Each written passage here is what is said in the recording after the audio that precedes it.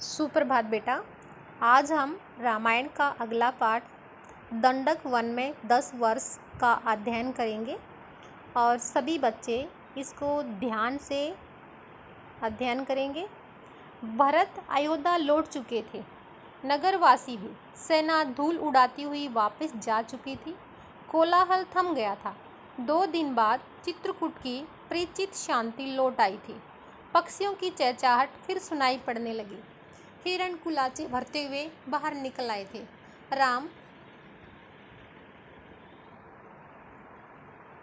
राम पर्णकुटी के बाहर एक शिलाखंड पर बैठे थे, एकदम अकेले, विचार मगन। कुछ सोचते हुए। चित्रकूट अयोध्या से केवल 4 दिन की दूरी पर था।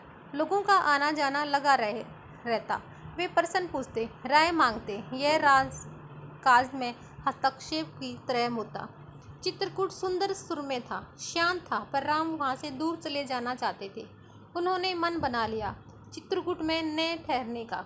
इसका एक कारण और था, वहाँ रहकर तपस्या करने वाले ऋषि मुनियों का निर्णय। राम लक्ष्मण ने उस वन से राक्षसों का सफाया कर दिया था। अब तपस्या में कोई बाधा नहीं थी, लेकिन मुनिगण वन छोड़ना चाहते थे। कुछ राक्षस मायावी थे, जब तब आ धमकते थे, यज्ञ में बाधा डालते थे। तीनों वनवासी मुनि अत्रि से विदा लेते चल पड़े। दंडकारण्य घना था, पशु पक्षियों और वनस्पतियों से परिपूर्ण। इस वन में अनेक तपस्वियों के आश्रम थे, लेकिन राक्षस भी कम नहीं थे। वे ऋषि मुनियों को कष्ट देते थे। अनुष्ठानों में विघ्न डालकर राम को देखकर मुनिगण बहुत प्रसन्न हुए। मुनियों ने राम का स्वागत करते हुए कहा, आप इन दुष्ट मायावी राक्षसों से हमारी रक्षा करें, आश्रमों का अपवित्र होने से बचाएं। सीता दैत्यों के संहार के संबंध में दूसरी तरह सोच रही थी। वे चाहती थी कि राम अकारण राक्षसों का वध न करें, उन्हें न मारे, जिन्होंने उनका कोई अहित नहीं किया। राम ने उन्हें समझाया, सीते, राक्षसों का विनाश ही उचित है। वे मायावी हैं, मुनियों को कष्ट पहुंचाते हैं, इसलिए मैंने ऋषियों की रक्षा की प्रतिज्ञा की है। राम, लक्ष्मण और सीता दंडकारण्य में 10 वर्ष रहे। स्थान और आश्रम बदलते हुए वे अक्षरभंग मुनि ने के आश्रम पहुँचे। आश्रम में बहुत कम तपस्वी बचे थे, सभी निराश थे। उन्होंने राम को हड्डियों का ढेर दिखाकर कहा, राजकुमार, ये ऋषियों के कंकाल हैं, जिन्हें राक्षसों ने मार डाला। अब यहाँ रहना असंभव है। सुतीक्ष्ण मुनि ने भी राम को राक्षसों के अत्याचार की कहानी सुनाई। मुनि ने ही राम की अगस्त्य ऋषि से भेंट करने की सलाह दी। विंध्याचल पार करने वाले वह पहले ऋषि थे। मुनि ने राम को गोदावरी नदी के तट पर जाने को कहा। उस स्थान का नाम पंचवटी था। वनवास का शेष समय दोनों राजकुमारों और सीता ने वहीं बिताया। पंचवटी के मार्ग में राम को एक विशालकाय गिद्ध मिला, जटायु। सीता उसका स्वरूप देखकर डर गई। लक्ष्मण ने उसे मायावी राक्षस समझा। वे धनुष उठा ही रहे थे कि जटायु ने कहा, हे राजन, मुझसे डरो मत, मैं तुम्हारे पिता का मित्र हूँ, वन में तुम्हारी सहायता करूँगा। आप दोनों बाहर जाएंगे तो सीता की रक्षा करूँगा।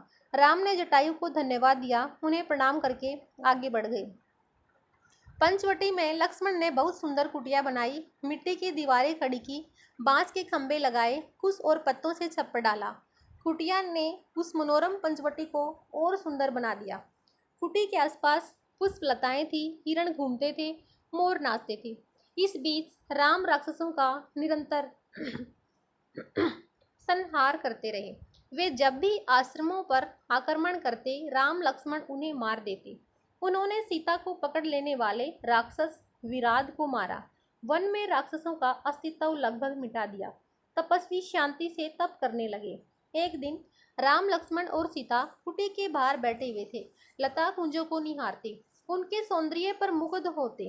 तभी लंका के राजा रावण की बहन शूर्पणखा वहां आई। राम को देखकर वह उन पर मोहित हो गई।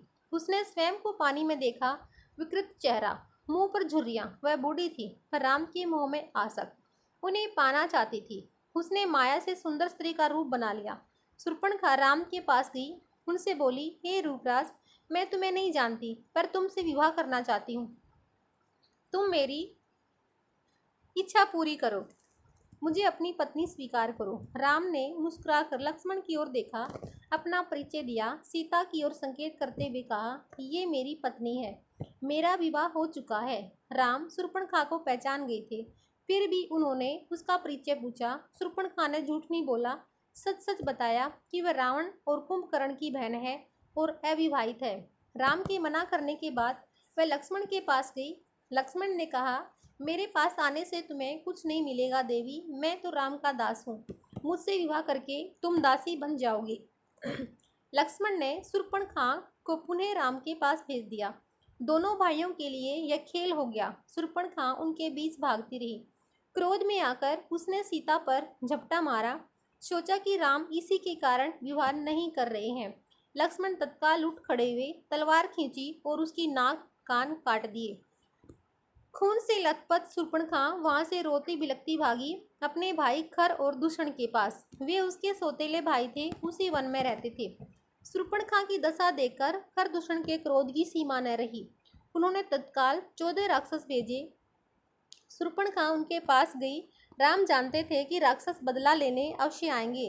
वे तैयार थे। सीता को उन्होंने सुरक्षित स्थान पर भेज दिया लक्ष्मण के साथ। राक्षस राम के सामने नहीं टिक सके। देखते ही देखते उन्होंने सबको ढेर कर दिया।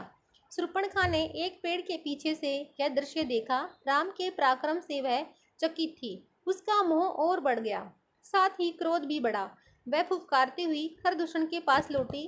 इस बार खरदूषण राक्षसों की पूरी सेना के साथ चले। खर ने देखा कि आसमान काला पड़ गया, घोड़े स्वयं धरती पर गिरकर मर गए, आकाश में गीत मंडराने लगे। ये अमंगल के संकेत थे, पर वह रुका नहीं, आगे बढ़ता गया। घमासान युद्ध हुआ, अंत में विजय राम की हुई। खरदूषण सहित उसकी सेना धराशायी हो गई। कुछ पिछलग्गू राक्षस बचे, वे जान बचाकर वहां से भाग निकले। भागने वालों में एक राक्षस का नाम अकम्पन था। वह सीधे रावण के पास गया। लंकाधिपति को उसने पूरा विवरण बताया। अकम्पन ने कहा, राम कुशल योद्धा है, उसके पास विलक्षण शक्तियां हैं, उन्हें कोई नहीं मार सकता। इसका एक ही उपाय है, सीता का अपहरण। इससे उनके प्राण स्वयं ही निकल जाएंगे। रावण सीता हरण के लिए तैयार हो गया। वह महल से चला। रास्ते में उसकी भेंट मारीच से हुई, ताड़का के पुत्र से। ताड़का का वध राम ने पहले ही कर दिया था। मारीच क्रोधित था, पर राम की शक्ति से परिचित था। उसने रावण को सीता हरण के लिए मना लिया, समझाया, कहा, ऐसा करना विनाश को आमंत्रण देना है। रावण ने मारीच की बात मान ली, चुपचाप लंका लौट गया। थोड़ी ही देर में शूर्पणखा लंका पहुंची, विलाप करती हुई, चीखती चिल्लाती। रावण को पूरी घटना की जानकारी दी, लेकिन उसने शूर्पणखा को सुना। वह रावण को धिक्कार रही थी, फटकार रही थी। उसके पौरुष को ललकारते हुए शूर्पणखा ने कहा, तेरे महाबली होने का क्या लाभ, तेरे रहते मेरी यह दुर्गति। तेरा बल किस दिन के लिए है, तू किसी को मुंह दिखाने लायक नहीं रह गया। शूर्पणखा ने राम लक्ष्मण के बल की प्रशंसा की, सीता को अति सुंदरी बताया, कहा कि उस लंका के राजमहल में होना चाहिए। शूर्पणखा बोली, मैं सीता को तुम्हारे लिए लाना चाहती थी। मैंने उन्हें बताया कि मैं रावण की बहन हूँ। क्रोध में लक्ष्मण ने मेरे नाक कान काट दिए। रावण फिर मारीच के पास गया। खरदूषण की मृत्यु से वह कुछ घबराया हुआ था। रावण ने मारीच से मदद मांगी। मारीच चाहता था कि रावण सीता हरण का विचार छोड़ दे। इस बार रावण ने उसकी नहीं सुनी, उसे डांटा और आज्ञा दी, मेरी मदद करो। मारीच जानता था कि दोबारा राम के सामने पड़ने पर वह मारा जाएगा। राम उसे नहीं छोड़ेंगे। रावण मारीच के मन की बात भांप गया। उसने क्रोध में भरकर कहा, वहां जाने पर हो सकता है राम तुम्हें मार दें, लेकिन न जाने पर मेरे हाथों तुम्हारी मृत्यु निश्चित है। विवश होकर मारीच को रावण का आदेश मानना पड़ा। रथ पर बैठकर रावण और मारीच पंचवटी पहुंचे। कुटी के निकट आकर मायावी मारीच ने सोने के हिरण का रूप धारण कर लिया। कुटी के आसपास घूमने लगा। रावण एक पेड़ के पीछे छिपा था। उसने तपस्वियों का वेश धारण कर लिया था। सीता उस हिरण पर मुग्ध हो गई। उन्होंने राम से उसे पकड़ने को कहा। राम को हिरण पर संदेह था। वन में सोने का हिरण लक्ष्मण बड़े भाई की बात से सहमत थे, पर सीता के आग्रह के आगे उनकी एक न चली। सीता की प्रसन्नता के लिए राम हिरण के पीछे चले गए। उन्होंने सोचा, वन में इतने समय के लिए प्रवास के दौरान सीता ने कभी कुछ नहीं मांगा। उनकी यह इच्छा अवश्य पूरी करनी चाहिए।